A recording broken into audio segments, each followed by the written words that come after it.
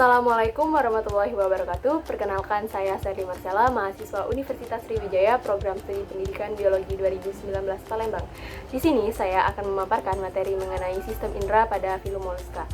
Adapun tujuan pembuatan video ini ialah untuk memenuhi tugas mata kuliah Fisiologi Invertebrata. Sebelum mengetahui sistem indera pada moluska, ada baiknya kita mengetahui terlebih dahulu apa itu moluska dan apa saja pengelompokan moluska itu. Moluska adalah kelompok hewan yang sifatnya tripoblastik selomata dan invertebrata yang bertubuh lunak dan multiseluler. Istilah moluska berasal dari bahasa Yunani dari kata molluscus yang berarti lunak. Moluska termasuk dalam hewan yang lunak baik yang dengan cangkang ataupun tanpa cangkang. Moluska diklasifikasikan menjadi 5 kelas, yaitu yang pertama ada Amphineura, yang kedua ada Cephalopoda, yang ketiga ada Gastropoda, yang keempat Saphopoda, dan yang kelima ada Pelecypoda. Pada filum moluska ini, saya mengambil contoh pada kelas Gastropoda, yaitu pada hewan siput. Simak video berikut ini.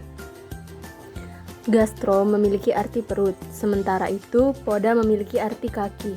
Gastropoda berarti adalah hewan yang kakinya di perut, atau juga berarti hewan yang berjalan menggunakan perutnya.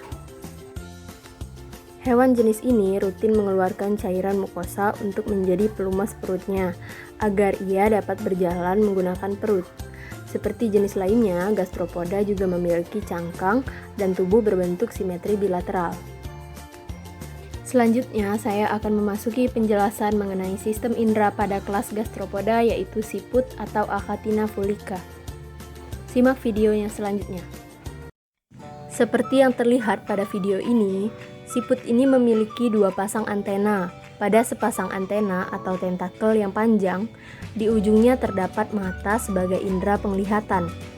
Sedangkan sepasang antena atau tentakel yang pendek berfungsi sebagai indera peraba. Fotoreseptor atau tentakel panjang dan berdiri tegak, bagian ini terdiri atas sepasang dan berfungsi sebagai penerima rangsangan cahaya. Pada bagian ini terdapat stigma atau mata yang terletak di ujung tentakel dan berbentuk bulat, serta ada juga stilus atau tungkai tentakel yang bisa memanjang dan memendek.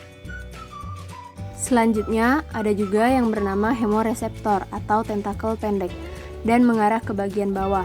Bagian yang terdiri atas sepasang ini berfungsi sebagai alat peraba sekaligus untuk menerima sensor kimiawi.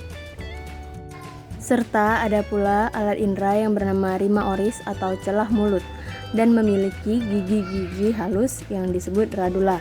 Radula berfungsi sebagai bagian tubuh untuk memakan daun.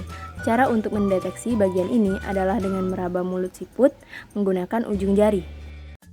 Jadi dapat dibuktikan atau diketahui bahwa sistem indera pada filum moluska, khususnya pada kelas Gastropoda, memiliki sistem indera fotoreseptor atau tentakel panjang dan kemoreseptor atau tentakel pendek serta rima oris atau celah mulut yang memiliki fungsinya masing-masing.